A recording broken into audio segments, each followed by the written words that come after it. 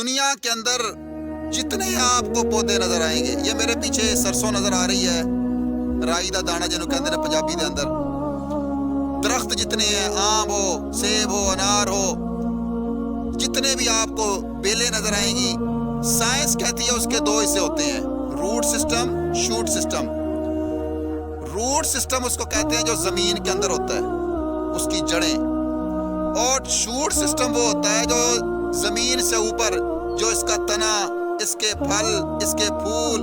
اور اس کا گودا، یہ سارا کچھ ہمیں اس وقت نظر یہ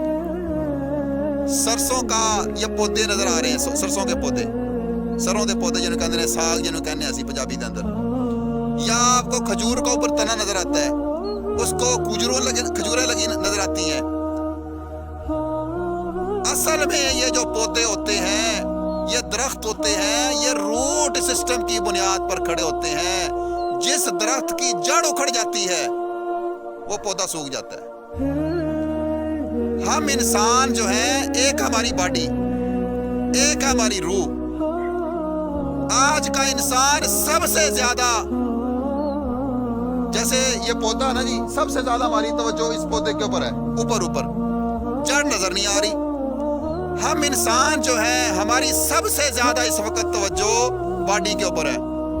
ٹھیک ہے نا؟ اچھا کھا لیا، اچھا پہن لیا، اچھے کوٹھیاں، اچھے بنگلے، اچھا یہ، اچھا وہ۔ ہم انسان چل جو رہے ہیں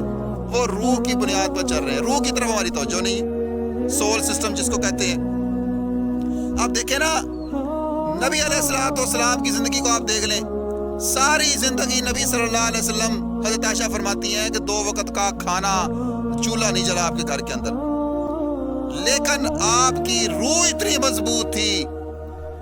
جس کی بنیاد پر انسان چل رہا ہے۔ جب یہ روح قبض ہو جائے گی، جیسے اس کی جڑ ختم، پودا ختم،